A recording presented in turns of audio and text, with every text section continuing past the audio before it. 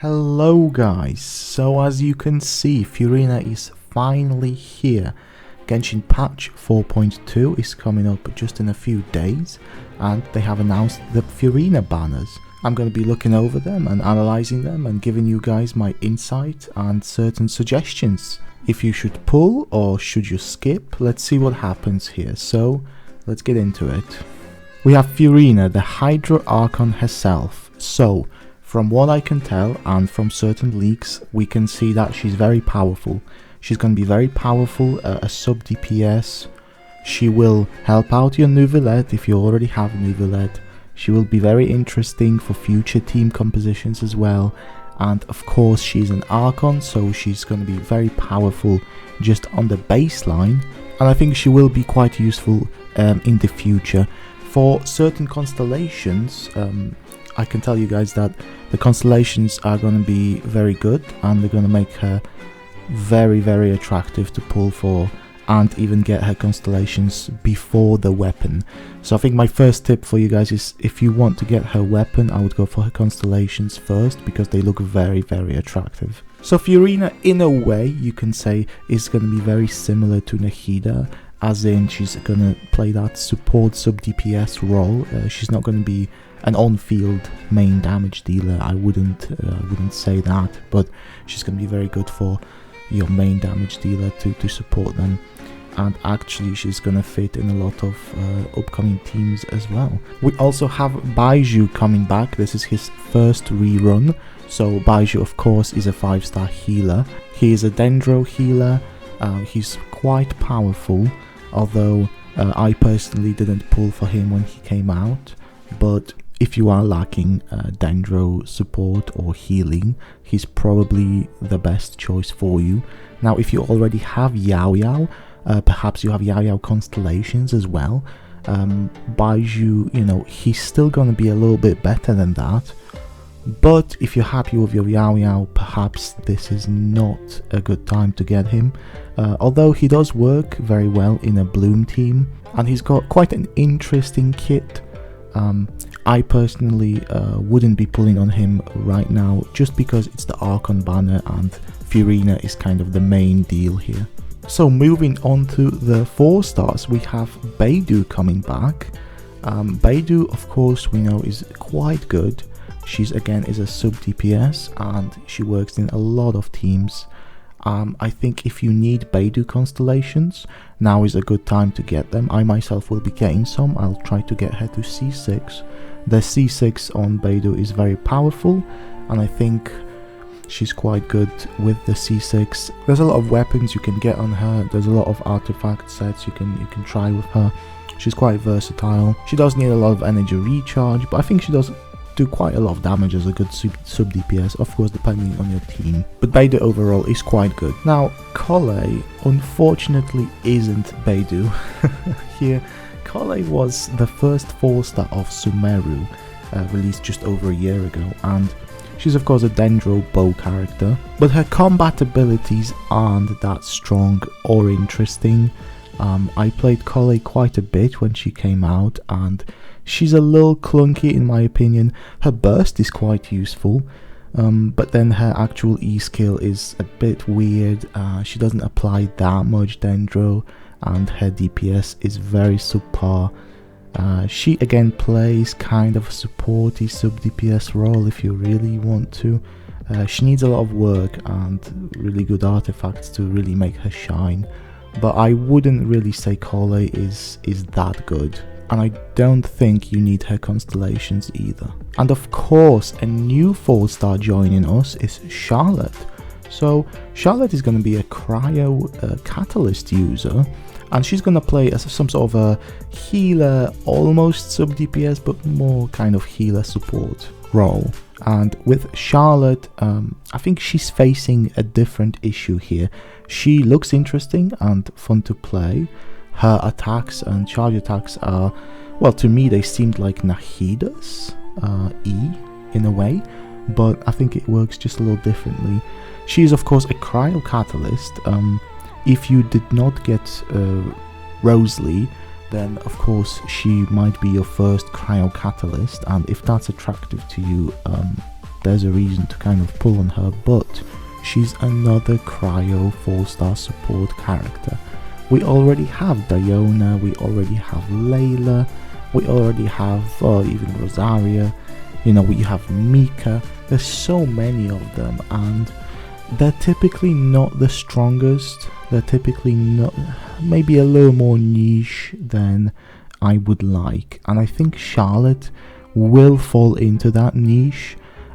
If you already have those other characters built up, I don't really see a reason to do that with Charlotte, unless you really like her playstyle or her character or her design. Again, pure strength wise and combat ability and actual usability, I don't think Charlotte will be it, and I don't think she will overshadow the previous cryo supports that you may already have or have built.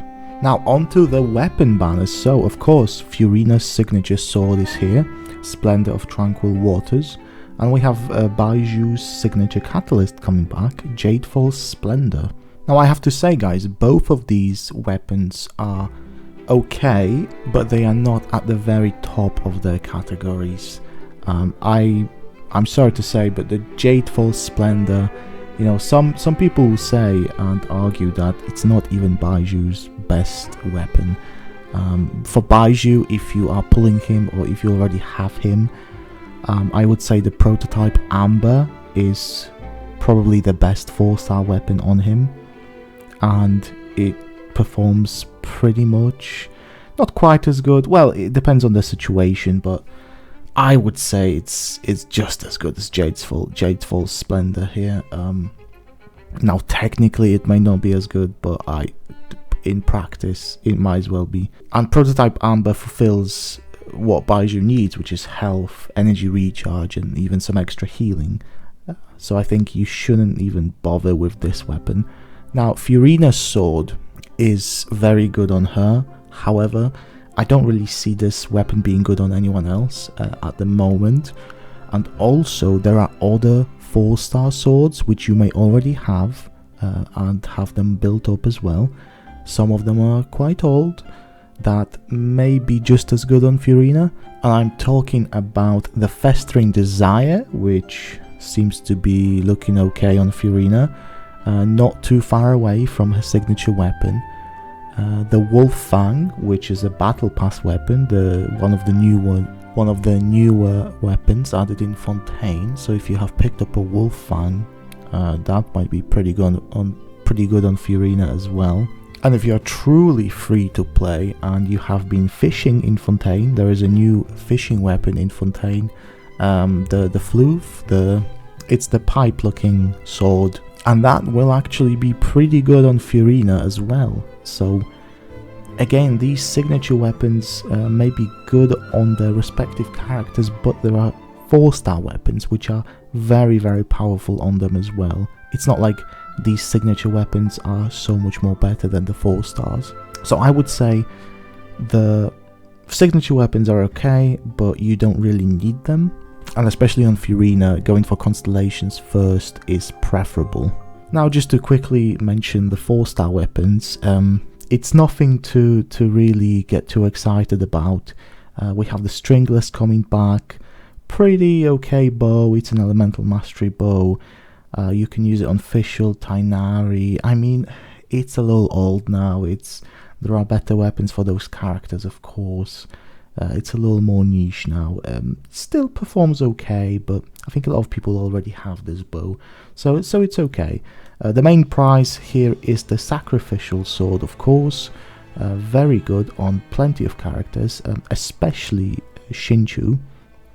And getting the Sacrificial Sword to R5 I think is a good idea, and if you are pulling on this weapon banner, that's probably what you want the most, is the Sac Sword. We have Sacrificial Fragments, an OK Catalyst, Dragon's Bane, again an Elemental Mastery Polearm, which is decent on certain characters. Maybe you want that Hu Tao R5 Dragon Bane. You can make that happen if you really want. And you have the Bell, which is the Bell, and no one really cares about it. So guys, overall I think this weapon banner is a skip, and I will be skipping it myself. There's nothing really too exciting going on here, and even the 5-star weapons can be easily replaced with some 4 stars. So overall, would I recommend pulling on this banner? If you are going for Furina, yes, Baizhu may not be a great idea right now. However, Furina is very strong and will be in the future, especially with her constellations, which give her such a big boost. The 4-star characters are kind of on the lower end, not a high priority, I wouldn't say, although Baizhu C6 is pretty nice. And of course, if you just want to pick up 1 copy of Charlotte just for collection, that's always an option, and that's always welcome. The weapon banners are a skip, and I think Furina is really, you know, she's nice. However guys, if you are not that interested in Furina, maybe you don't like her, or maybe you think, oh, it's an Archon, so she'll be back very quickly, which is kind of true. Archons do rerun more often than other characters. If you will not be pulling on these, there is something else or someone else you can save up for. They have just released the drip marketing for the next patch 4.3, and it's Navia, guys. Of course, we knew, well, some of us knew this will be happening soon.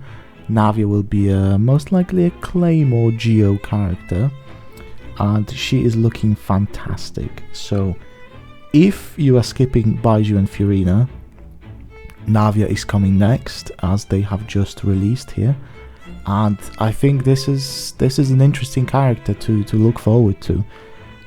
It's going to be the first Geo character in a while. It's been a while since we had a Geo character, and I'm interested to see what they will do to make her good and stand out from other Geo characters. Alongside Navia, we have a new 4-star character. Her name is Chevrus, if I'm pronouncing that correctly, and she's a Pyro character. I don't know what kind of weapon type she'll be. She looks like a sword user to me, but of course she's holding a gun, but I assume we're not getting a gun user, right? So, not really sure. Could be a polearm as well. Not really sure, but she's looking fantastic here, and she's not been introduced in the story yet, so perhaps she will be soon. But yeah, Navia and Chevrus are coming next. If you are skipping, this may be something to save for. But yeah guys, this will be it from me. Thank you for watching this video, and I will be pulling for Furina. I will be uploading my pulls after the banners come out.